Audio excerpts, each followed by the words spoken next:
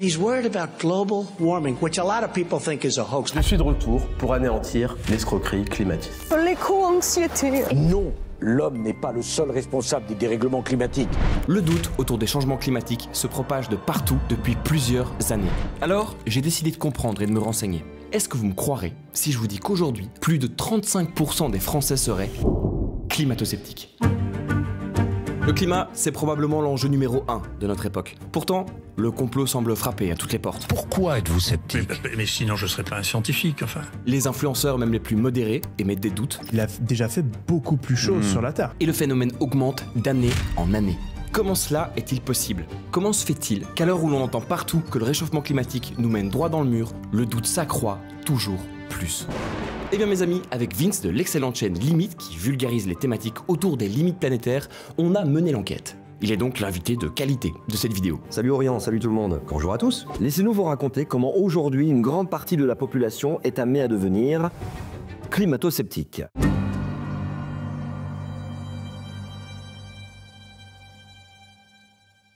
Savez-vous qui est le premier homme à avoir prédit le réchauffement du climat ?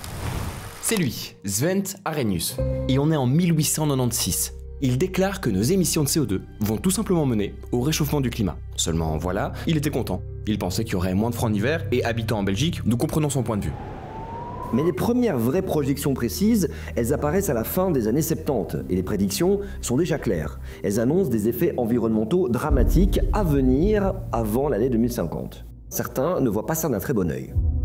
Au départ, les entreprises comme ExxonMobil, qui est aujourd'hui l'une des plus grandes compagnies pétrolières et gazières au monde, étaient prêtes à collaborer, figurez-vous, avec le gouvernement américain pour trouver des solutions face au changement climatique. Et puis, au vu de leurs données alarmantes, ils changent alors littéralement leur fusil d'épaule et commencent à financer des études qui vont à l'encontre des données scientifiques. Les études concluent qu'on n'est pas vraiment certain que les changements climatiques sont dus à des causes anthropiques, donc à l'humanité. Leur objectif est alors clair, semer le doute auprès du grand public. Dans le même temps, des groupes ont été mis en place, comme le GIEC, et puis des sommets qui visaient aussi à réunir les plus grands acteurs mondiaux autour de la question du climat. Bref, ça fait maintenant plus de 50 ans que les scientifiques avertissent des dangers. Alors oui, on a pu voir pendant un temps des grandes figures du scepticisme sur nos plateaux télé, comme Claude Allègre, qui a longtemps profité justement de sa notoriété pour répandre le doute. Et je ne pense pas que le problème de l'effet de serre soit dû à l'homme. Il y a un dérèglement climatique comme il y en a toujours eu. Toute cette affaire-là est une énorme escroquerie. Aujourd'hui, la France ne connaît plus de grandes figures du climato-scepticisme comme Claude Allègre a pu l'être. Alors, est-ce que le doute sur la question s'est évaporé ? Si je tape climat sur le site de la Fnac, j'obtiens dès la première page des résultats très intéressants. Le deuxième bouquin qui apparaît, donc première page, c'est le fameux livre de Steve E. Koonin, conseiller personnel d'Obama qui remet à lui seul en question le consensus climatique. Intéressant, à contre-courant. Je comprends qu'il faut sortir de la science-fiction du GIEC, ça fait quand même 30 ans qu'on nous ment, que Svante Arrhenius avait tout prédit, le CO2 est en fait bon pour la planète, ce qui en fait donc une excellente nouvelle. Que jusqu'ici nous étions dans le déni, et j'ai appris que l'écologie était en fait une religion. J'envisage donc de faire une vidéo debunk pour ceux qui croiraient encore aujourd'hui à l'environnement. Et puis si vous vous tournez vers les médias, on a eu pas mal de sorties intéressantes ces derniers temps. Entre Mathieu Kassovitz en septembre 2024... Quelle est votre approche sur la pollution ? Je pense que la pollution n'existe pas. Vous pensez que la pollution n'existe pas ? Là, vous allez vous faire des ennemis. Mais peut-on séparer l'homme de l'artiste ? Nous ne répondrons pas à cette question. Michel Onfray également, qui aurait mieux compris que le GIEC le principe du réchauffement climatique. Il a compris qu'il y avait effectivement un réchauffement climatique, qu'il était en relation avec ce que l'astrophysique nous enseigne, pas avec ce que les bobos écolos nous enseignent ou le GIEC. L'éminent scientifique Didier Raoult, qui prône le scepticisme avant tout. Je suis même sidéré, mais je suis sidéré que ce soit devenu une insulte d'être sceptique. Enfin, il y a pas de vie dans un monde de fous. Mais également monsieur l'ex-président Nicolas Sarkozy. Plus personne ne peut rien dire sans qu'on caricature. Je dis, l'homme n'est pas le seul responsable du changement climatique. Après, c'était en 2016. La vie présidentielle a probablement évolué depuis. Qui aurait pu prédire la crise climatique aux effets spectaculaires encore cet été dans notre pays ? Et cette semaine, pour clore en apothéose et faire son entrée présidentielle, devinez qui a engagé un entrepreneur climato-sceptique. The next item here is the withdrawal from the Paris Climate Treaty. Entre la littérature, les influenceurs et les médias, le climato-scepticisme semble se répandre partout. Alors, est-ce qu'on n'est pas là face à un véritable phénomène de société ? Pourquoi tant de gens doutent-ils ? L'homme ne serait-il pas responsable des changements climatiques ? Eh bien mes amis, c'est ce que nous allons voir.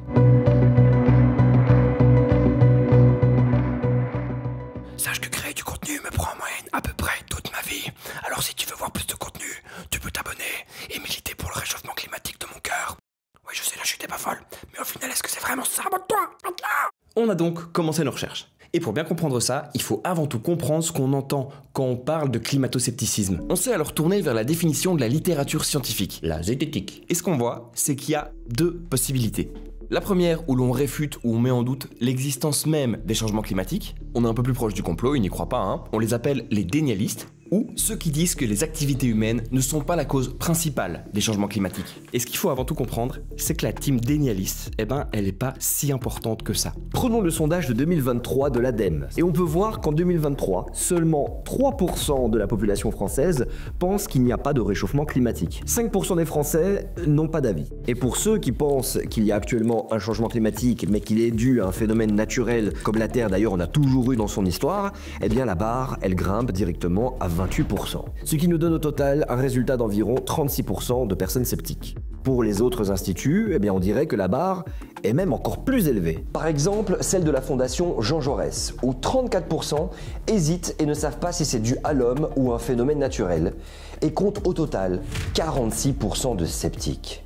En gros, pour vous la faire courte, en 2023, quand on regarde les sondages, les résultats oscillent entre 35 et 45% de sceptiques. Mais surtout, et plus important encore, on constate ces dernières années que le phénomène est en pleine augmentation. Mais c'est peut-être parce qu'en réalité, on aurait de quoi douter. Eh bien, posons-nous vraiment la question.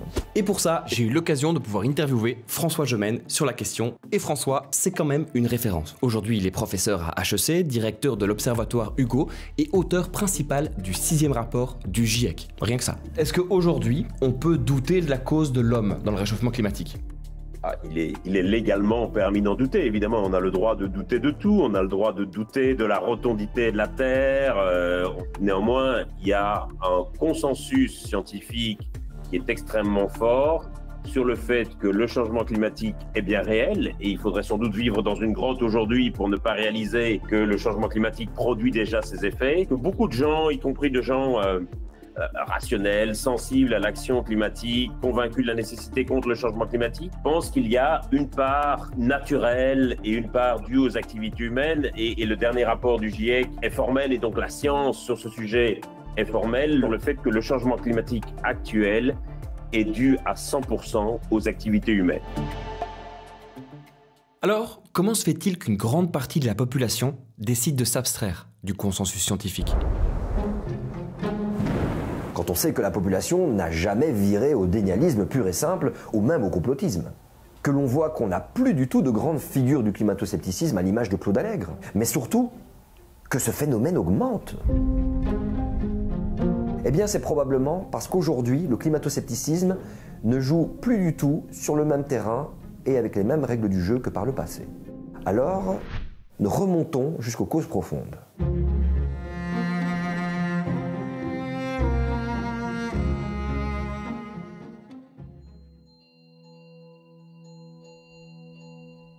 La carte qui s'affiche à l'écran s'appelle le climatoscope. Et c'est elle qui va nous offrir nos premières réponses. C'est un outil développé par un complexe du CNRS qui observe depuis 2016 tous les échanges Twitter sur le changement climatique. Et depuis sa naissance, il a recensé plus de 400 millions de tweets. Il permet de comprendre quand un tweet est fait et qui sont ceux qui les retweetent les plus intensément. En gros, de comprendre la dynamique sociale autour du climat. Et comme vous pouvez le voir, on a vraiment ici deux petits continents. C'est parce que le débat sur Twitter, il est fortement polarisé. À gauche, vous avez les communautés pro-climat comme l'ONU, la NASA, l'UNICEF, Johnny Cadillac, j'ai menti. Et à droite, des comptes comme Donald Trump, le groupe d'influenceurs UKIP en Angleterre, et des experts en climatologie. Alors, qu'est-ce qui se passe quand on se tourne du côté de la France ? Eh bien, on constate que depuis l'été 2022, on a assisté à la naissance de plusieurs milliers de comptes dénialistes ou sceptiques. En vert, la taille des communautés pro-climat. En jaune, vous avez celle des climato-sceptiques. Et comme vous pouvez le voir, on a deux vrais pics qui montrent une explosion de l'activité des deux communautés. There's no such thing as a climate emergency happening on this planet now. Et à l'été 2022, l'activité a fait un véritable boom. Il s'agit du moment des élections présidentielles françaises. Et puis, à la rentrée scolaire en 2022, un second pic, encore plus impressionnant, pour la communauté dénialiste. Il s'agit là de l'annonce de la conférence des Nations Unies sur le changement climatique. Mais également la période où Elon Musk, qui après avoir racheté Twitter, décide de faire fermer ses services de modération.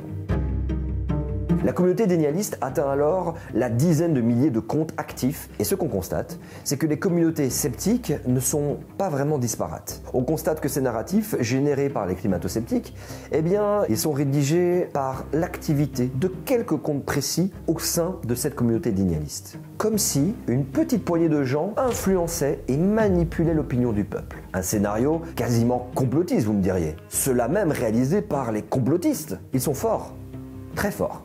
Parmi les comptes climato-sceptiques français avec le plus grand nombre d'abonnés, on compte des personnalités comme François Asselineau et ses 400 000 followers, Florian Philippot, ancien bras droit de Marine Le Pen et le parti Reconquête. Une bonne partie de l'extrême droite française. Pourtant, ce ne sont pas eux qui créent ces narratifs. Some astronomers tell us global warming has nothing to do with human activity or fossil fuel-driven industrialization. The actual climate is cooling. Carbon dioxide has never driven climate change. Ces vidéos, elles ont été postées par un autre compte, celui de Elpis R. Une photo de profil issue d'une image de stock. Il se présente comme un chercheur indépendant du climat, ou encore climate réaliste. Son nombre de followers ne semble pourtant pas si élevé, et pourtant c'est probablement lui, le compte le plus influent du réseau. Sur ce graphique, on retrouve les climato-dénialistes anglo-saxons à droite, et à gauche, les Français. Pile entre les deux, notre cher Elpis R. Il est en quelque sorte le compte passerelle entre les deux. Il relaye les infos de compte comme celui de Peter Sweden et ses 800 000 abonnés, climato-sceptiques assumés. The climate hysteria is just used to scare you into compliance with the agenda that they are working on, just like they did with COVID. It's all about fear. Patrick Moore, l'un des cofondateurs de Greenpeace devenu climato-sceptique. The climate emergency or climate crisis, as they like to call it, is a total hoax. Ce sont ces posts à lui qui vont être retweetés par les comptes francophones les plus influents. Pourtant aujourd'hui, c'est plus vraiment le compte le plus influent. Le compte d'Elpis R est devenu inactif depuis plusieurs mois. Mais ça, c'est peut-être pour une bonne raison. À une époque, il a complètement changé de bio. Passant de bioscientifique à chercheur indépendant du climat, il avait un emploi de la langue française assez douteux, il a relayé toute la propagande pro-Kremlin durant la guerre en Ukraine. En fait, pour vous la faire courte, il était soupçonné d'être un bot tenu par plusieurs comptes russes. Tout ça relayé par une bonne partie de l'extrême droite française, créant ainsi une propagande de désinformation sur le réseau social numéro 1 où se créent les récits aujourd'hui. Mais cette désinformation est pourtant loin d'être le seul facteur qui nous amène au doute sur le climat.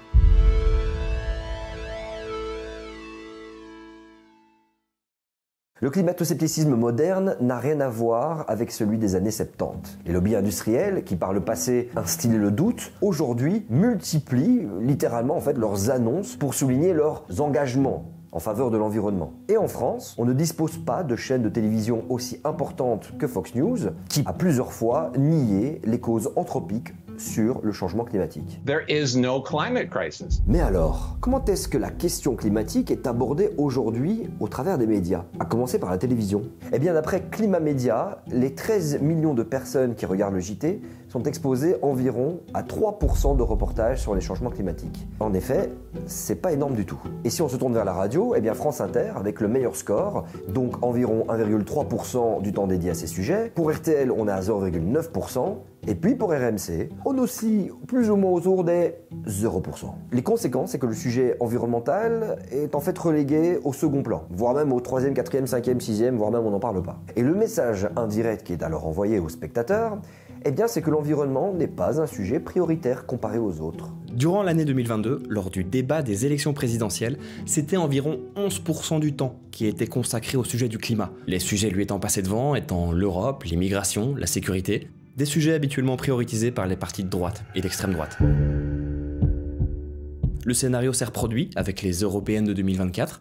Alors on n'est pas du tout là pour critiquer cette thématique, comprenez simplement que l'adhésion politique c'est vraiment une question qui est centrale. Dans les sondages de Parlons Climat, on constate que 10% des climato-sceptiques sont situés très à gauche, 13% à gauche, au centre 22%, à droite 31% et très à droite 42%. Et c'est un des facteurs les plus importants qui relie les climato-sceptiques, leur idéologie politique. En d'autres termes, les individus de droite et d'extrême droite ont beaucoup plus de chances de remettre en cause le consensus scientifique. Alors, on n'est pas du tout là pour mettre tout le monde dans le même panier, mais simplement pour comprendre des faits. Je pense que l'idéologie d'extrême droite est fondamentalement antinomique avec l'écologie. Et pour moi, l'écologie, c'est d'abord une préoccupation pour l'autre. On connaît la phrase célèbre de Jean-Marie Le Pen, je m'inquiète davantage des gens de ma famille, puis de mes voisins, puis de mes compatriotes, et les étrangers, ça passe après, et c'est en dernier dans les priorités. Pour moi, l'écologie a une vocation universaliste par essence. Ça veut dire que nous considérons que nous avons la même responsabilité à l'égard de tout être humain, où qu'il se trouve sur la planète, à quelques générations qu'il appartienne, et je dirais même une responsabilité vis-à-vis de tous les êtres vivants. C'est là où je crois qu'on se trompe quand on fait l'analyse des programmes des partis extrême droite ou des programmes du RN en disant « Ah, ils proposent ça, c'est bien, 8 sur 10, 2 sur 10, 3 sur 10 ». On passe à côté de l'éléphant dans la pièce, qui est cette question de l'universalisme. Pour moi, c'est ça l'essence de l'écologie. Et pour moi, c'est fondamentalement antinomique de l'idéologie d'extrême droite. Aujourd'hui, ça fait 30 ans que l'extrême droite ne fait que grimper. Elle est d'ailleurs aujourd'hui aux portes du pouvoir. On démontre les dernières législatives de 2024. Parce que même si Marine nous affirme que « Je suis absolument pas climato-sceptique », eh ben ça ne nous a pas empêché non plus de voir des sorties comme celle-ci. Et nous ne pouvons pas uniquement nous baser sur les données du GIEC. Ça a été dit par Marine Le Pen. Ils ont parfois tendance à exagérer. Alors quoi? On conclut que tous les électeurs du Front National sont contre l'environnement? Eh bien justement, ne faisons pas d'amalgame. C'est simplement qu'en mettant à distance les sujets de l'environnement, eh bien les partis politiques jouent au même jeu que les plateaux télé. Un roi du silence autour des enjeux environnementaux. Ils laissent place au vide, au doute, à l'exagération des climatologues. Pourtant, si le fait d'être proche d'un parti de droite ou d'extrême droite renforce le positionnement climato-sceptique, eh bien ce n'est pas le facteur clé le plus important. Nous allons tous mourir. La planète est finito. Il faut vite donner tout notre argent, nos droits et nos libertés fondamentales pour que nos gouvernements empêchent la Terre de littéralement bouillir. L'étudiant moyen est une sûrement à cause de sa consommation excessive de soja à défaut de viande. Parlons rapidement de la viande et de l'écologie, parce que soi-disant la viande pollue énormément et qu'il faut des nouvelles alternatives. Mon ressenti, ton ressenti, d'avoir l'impression qu'on te prend pour une conne avec le climat, bah, il est au moins aussi légitime que les angoisses existentielles des petits bourgeois parisiens qui dansent pour le climat. Toutes ces vidéos, elles sont issues du YouTube Game francophone qu'on pourrait qualifié comme étant sur l'échiquier politique de droite voire d'extrême droite. On a par exemple le Raptor, avec ses 700 000 abonnés, qui a carrément viré au complotisme. Il fait aujourd'hui ses featuring avec des personnes qui sont très éthiques, telles que Idriss Aberkane.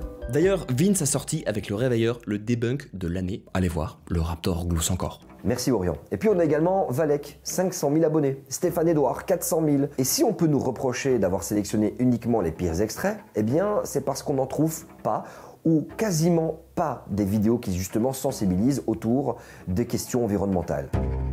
On a bien des chaînes ultra populaires et plus modérées à droite qui s'expriment sur le sujet, mais qui laissent encore et toujours planer le doute. Il y a quelques dizaines de millions d'années, il y avait des hippopotames en Antarctique, au Groenland. Donc il a déjà fait beaucoup plus chaud qu'il fait chaud maintenant. Ces chaînes ont mis comme priorité à l'agenda des thèmes comme celui de la crise de la masculinité. On estime que d'ici 2050, si rien n'est fait, le taux de testostérone dans le sang d'un homme pourrait atteindre 0. Ce qui signifie simplement la disparition de l'homme tel qu'on le connaît. De la prise du pouvoir des femmes et du matriarcat.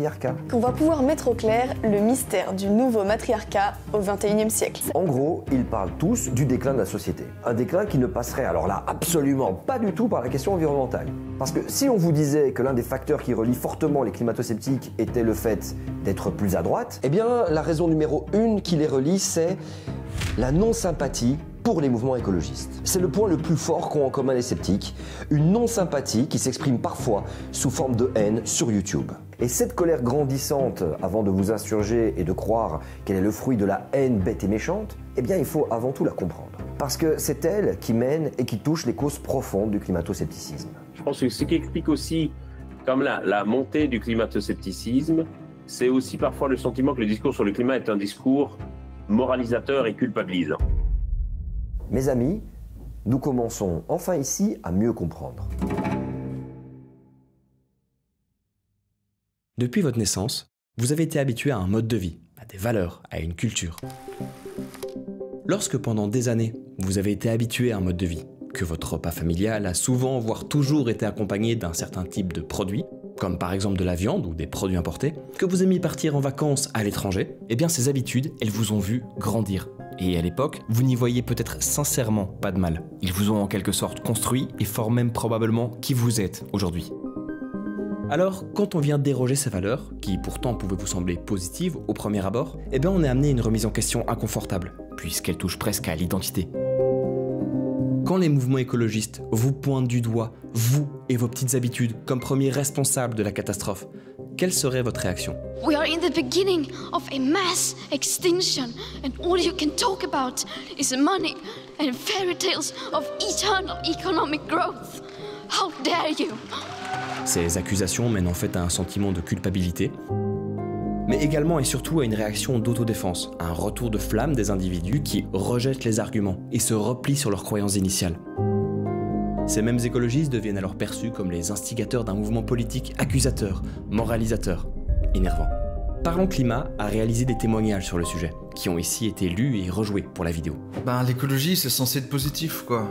Mais bon, quand les écolos nous tombent dessus et nous l'imposent en pleine gueule, c'est quand même dur de voir ça comme positif. Certains s'expriment bien, mais ça reste quand même des discours moralisateurs venant de gens qui font des actions franchement complètement absurdes.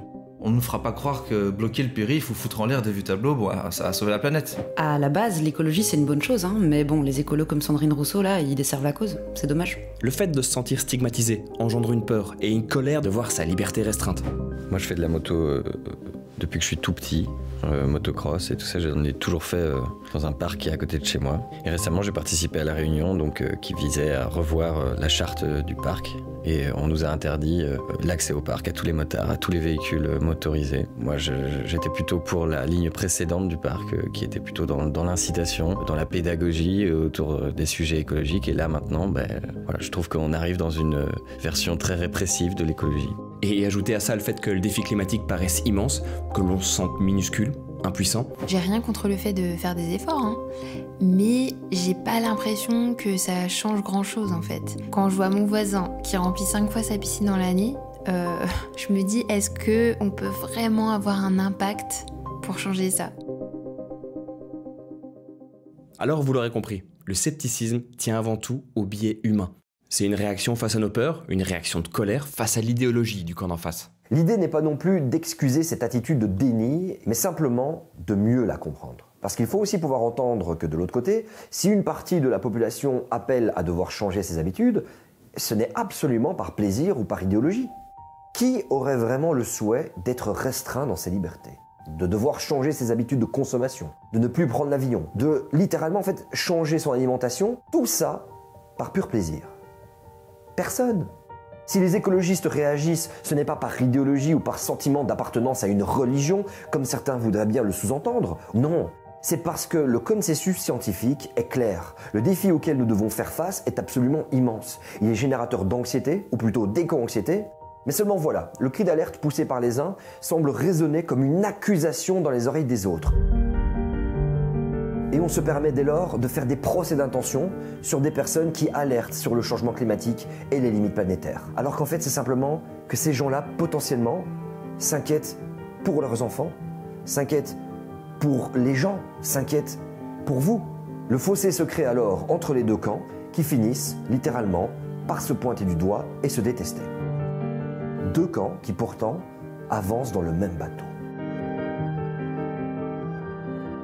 L'idéologisation du sujet est effectivement assez inquiétante parce que le but d'une idéologie, évidemment, c'est de triompher par rapport à d'autres idéologies. On ne va pas lutter contre le changement climatique en opposant les gens les uns aux autres et l'enjeu, ça va être de rassembler.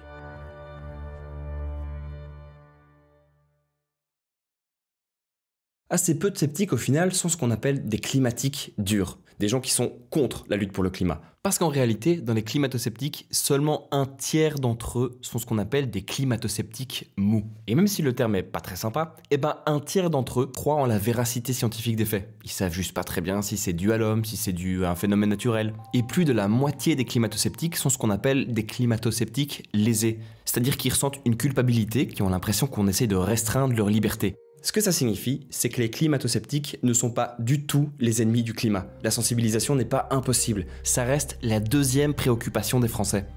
Mais voilà, est-ce que le climato-scepticisme c'est vraiment le symptôme d'un peuple mal informé, ou celui d'un peuple dont les partis politiques, les plateaux et les influenceurs dirigent l'opinion? Parce qu'aujourd'hui on pourrait croire qu'ils tentent de répondre aux enjeux auxquels est sensible la population, comme la sécurité, l'immigration, le grand remplacement. Mais est-ce que c'est pas l'inverse qui se produit? Pierre Bourdieu l'expliquait parfaitement. l'opinion publique, c'est une construction, une opinion façonnée par les médias et ses propositions. C'est le produit de choix éditoriaux, de ce qu'on regarde, des cadrages, de ce qu'on met en avant, mais surtout de ce qu'on omet de montrer. Le message devient alors plus clair. L'environnement n'est pas une priorité. Le silence laisse la place au vide sur le sujet, à l'incertitude puis au doute, et l'électorat désinformé devient alors plus vulnérable à des discours simplificateurs. Mais quand on voit que le catastrophisme fait reculer une bonne partie de la population, est-ce que la manière dont on communique sur ces sujets est la bonne? Je pense qu'un des problèmes qu'on a aujourd'hui, c'est qu'on parle sans cesse des risques qui sont associés à l'inaction. Voilà les catastrophes qui vont arriver si on ne fait rien.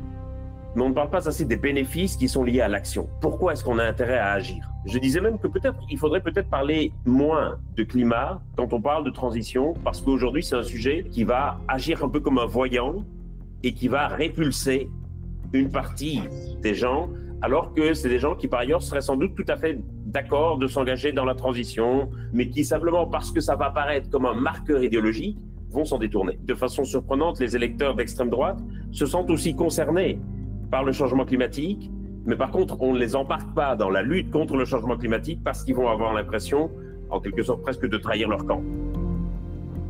Et j'ai moi-même été trompé. Ce en quoi j'ai pu croire a pu faire de moi à l'époque un climato-sceptique, ou plutôt même, j'ai envie de dire, un climato-m'en-foutiste, faut le dire franchement. En clair, je ne prenais simplement pas ces sujets liés à l'environnement, au climat, à la biodiversité au sérieux. Parce que rien dans mon quotidien faisait que j'étais impacté de près ou de loin par le changement climatique. Que rien dans mon éducation m'avait amené dans ce terrain-là. Parce que ce que je me disais à ce moment-là, c'était que si c'était vraiment la merde, eh ben, on le dirait tous les jours à la télévision. Et en fin de compte, eh bien, j'ai compris que ce sont surtout nos croyances qui nous empêchent d'agir en votant concrètement, correctement et surtout, eh bien, en agissant de façon personnelle. Aujourd'hui, nous sommes dans un système économique qui n'est absolument pas compatible avec les limites planétaires et qu'il faut changer.